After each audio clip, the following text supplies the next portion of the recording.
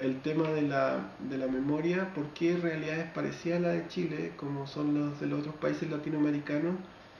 que tienen la misma precariedad y contradicciones que nosotros, por qué a pesar de eso no existe este conflicto tan fuerte con revisar el pasado. Entonces, a veces tú te encuentras con investigadores recientes que les cuesta entender por qué es necesario recopilar toda esta historia. Lo encuentran un sinsentido comparando, por ejemplo, donde tú vayas, no solo a países grandes como Argentina, Brasil, Perú, Paraguay, qué sé yo, tienes por cada movimiento 5, 20, 30 especialistas que tienen su distinta versión, intercambian, discuten, pero no existe esta cosa tan marcada acá de borrarlo todo con una violencia que no es solo la violencia caricaturizada de los últimos 30 o 40 años, sino que parece ser una condición cultural. Y esa condición cultural parece que nos definiera también, tal vez más radicalmente, no es que sea distinta en México, pero sí más radical acá. México, otro país latinoamericano, con la posibilidad de construir una alternativa que es,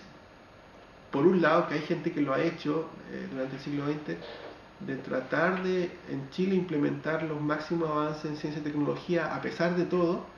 y más encima el doble desafío de generar una síntesis y contraponerlo a lo complicado que son las variables culturales propias para un modelo. Eso ha pasado en Chile. El hito más grande en relaciones de arte, ciencia y tecnología en Chile es la reforma de 1928, que estaba todo este proceso de configuración de lo que iba a ser Chile en el siglo XX, y que en 80 años habían apenas 2 o 3 publicaciones sobre lo que había pasado, porque fue muy profunda esa pregunta. Y después todo lo que va pasando es un poco retomar ese modelo de los máximos avances en transformaciones educativas, qué sé yo, científicas, tecnológicas, para una síntesis con lo que era la realidad chilena en todo sentido, cultura popular, qué sé yo, no para fetichizarlo ni para hacer la versión atrasada de las últimas tendencias externas, sino que para generar un modelo nuevo ya después de la Segunda Guerra Mundial,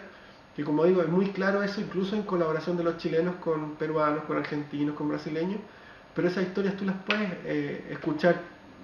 50 veces en los otros países, y acá es como que eso nunca pasó.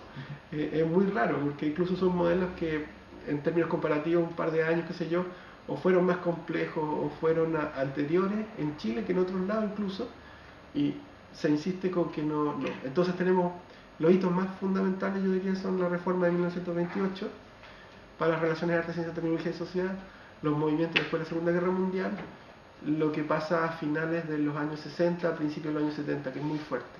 que no, obviamente Chile dentro del contexto global, del contexto latinoamericano, tiene su interpretación de lo que está pasando. Pero también nos lleva a pensar si esa complejidad, si ese desafío que fue posible acá, como para pensarnos en el presente, de lo que fuimos, de lo que nos resultó, de mejorar lo que resultó, que no es una anécdota el tema de negar el pasado, es una condición cultural que tenemos que enfrentar de dónde sale, por qué con tanta fuerza. En la historia del arte, como estoy pensando en la gente que hace la plataforma de cultura digital, de la plataforma digital del gobierno, como en 3 o 4 años ya se empieza a olvidar lo que se hizo hace 6 o 7 años atrás, por ejemplo, que es como, no es solo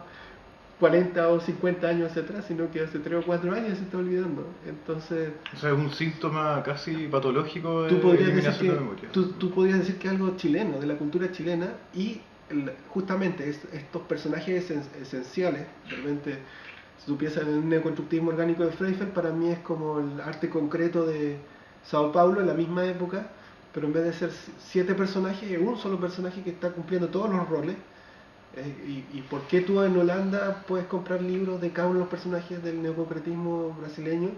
y en mismo Chile nadie entiende esta complejidad que planteó Freyfeld, mezclando la ingeniería con el movimiento concreto, qué sé yo? Entonces, y que lo hizo, entonces como que nos enfrentó todas estas mismas dificultades que estamos enfrentando nosotros hoy día, el 60, o los arquitectos integrales el 45, etcétera. Hicieron un cybercine, hicieron otras cosas, como hace 20 años atrás puede haber sido el virus, el antivirus de Jackaman, qué sé yo. No se conocen, a la vez que crean paradigmas incluso de repercusiones hacia afuera de Chile. Es una condición cultural tan dura que el que lo traspasa genera una cosa así increíble, pero a la vez está siempre presente. Y eso en el fondo, que haya un problema con el contexto histórico, también conlleva que haya, bueno, una política en torno al fomento de estas prácticas y también metodologías de conservación de proyectos que hoy día se están desarrollando en torno a estos campos y que al no tener un contexto en el fondo se van perdiendo y van de nuevo entrando en este círculo vicioso donde también entran en esta estrategia de desmemoria, puede ser, ¿no? Claro, o sea, todo Que es un ente sistémico en el fondo que tenemos esa cosa, el contexto duro que tenemos hoy día no fue menos duro hace 40 años o hace 80 años. Entonces el que lo enfrentó, y no solo lo enfrentó, sino que llegó a generar algo, generó algo con las mismas o mayores dificultades que las que tenemos nosotros hoy día. Entonces pasa eso, o como es duro en sí mismo, por condición, se borra absolutamente, perdiendo increíble el país, o simplemente acogió nuestra realidad un poco más amable y sacan provecho de nuestras realidades de estos experimentos excepcionales por la complejidad y el grado de hasta dónde llegan. Pero es una condición cultural muy compleja que tenemos en Chile, que la podemos constatar en muchas realidades, que es muy presente de enfrentarla. Y tú teniendo más o menos como identificado todo este contexto histórico, ¿cómo puedes definir lo que hoy día está pasando en torno a estos campos? Arte, ciencia, tecnología y sociedad. Sí. En Chile con esta generación, que en general son personas que nacieron con una tecnología ya en sus casas, ¿no? O sea, ya no era solamente el televisor, sino que son computadores, son teléfonos, son claro, una serie de dispositivos que son parte de tu cotidianidad y que hoy día sirven también para crear arte, ¿no? Entonces, en esa perspectiva, ¿tú cómo consideras que más que en el campo tecnológico, en el campo conceptual, que se está dando claro, este fenómeno? yo creo que es buena la palabra conceptual, porque en términos culturales hay un cambio muy fuerte. O sea, Cybersyn mismo, o el computador de Azuar, y crear la ingeniería en sonido en la Universidad de Chile,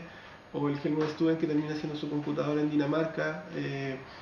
son como los estertores de un periodo que va de los 20 a los 70 del Estado desarrollista, que tenía otra concepción de la ciencia y la tecnología, la educación, etc. Y nosotros en los últimos 20, 30 años estamos en otro contexto que puede aprender mucho de ese desconocido contexto